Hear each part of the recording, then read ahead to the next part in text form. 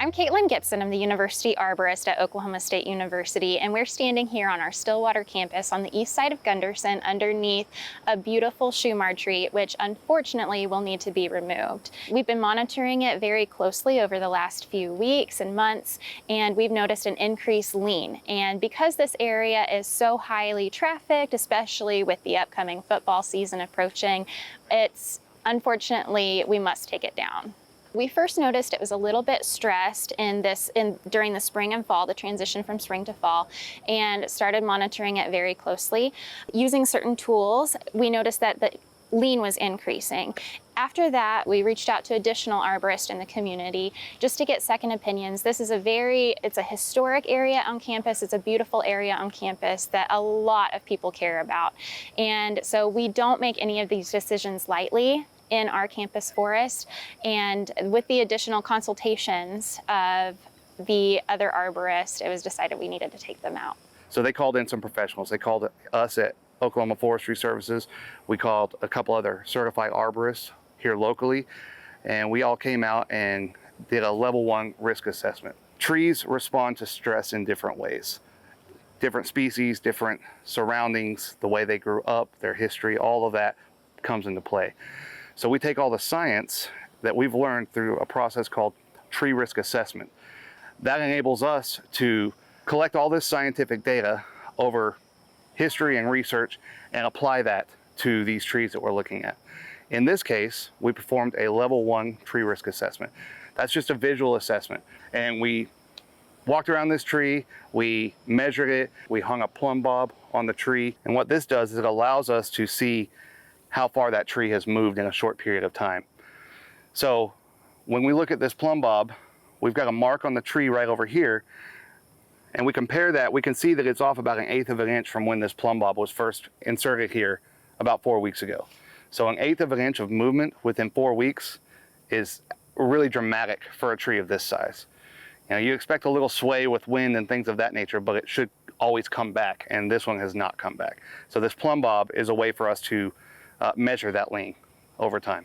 So again, most people might look at this tree and think it's healthy, why are we removing it? And I just want to come back to the fact that even though it's been growing with this lean its entire life, that lean has been increasing at an unsafe rate recently. And that's why we have to remove it. So the first thing we'll do is mobilize the equipment to the site, and the crew will start to get set up, and they'll cordon off the area, protecting the pedestrian traffic and sectioning off these sidewalks. And we'll have a guy on the ground too while the work's happening that's just watching for pedestrians and making sure they're respecting those barricades. And then we'll bring in a tracked lift that goes up to about 74 feet, and that operator will start to piece the tree out and selectively removing limbs and lowering them or dropping them in a clear work zone while watching for workers on the ground and things of that nature. And then we'll just take the tree out in pieces, and the guys will be taking the limbs and running them through a wood chipper. The light pole that's behind you right now, it's very delicate, and that part of the tree will be removed very carefully over any obstacles like that. We also want to make sure we take into consideration the amount of weight that's on the existing supports and remove weight from this side of the tree first, because it is out of balance, to make sure we don't cause the tree to collapse while we're working on it, which could endanger our workers. And then when we get down to the larger wood, we'll bring in a track skid loader that's got a grapple bucket on it, and it'll grab those bigger pieces and help take those to a dump trailer to haul away. But they are going to do some wood utilization, either milling and or carving of the trunk. Depending on how it looks when we get into it, how bad the decay is in the trunk, they'll decide if they're going to carve it or just save some of the larger wood to mill for benches or something like that and do something special with it. Landscape Services take those decisions very seriously, and we try to mitigate any other resources and opportunity to not remove trees, but to invest in our urban forests.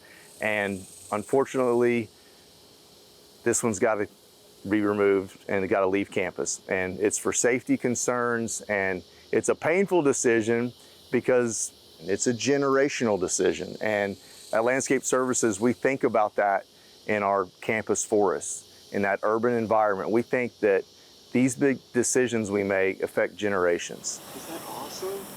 It's my turn. Your turn. This tree will have to go, and that's an opportunity for us to plant another tree in its place and start a whole new generation of tailgate under this tree. Even though it may be a somber removal of this tree, we're going to replant and grow the campus forest, and we're going to create spaces for everyone to enjoy, including myself and my tailgate.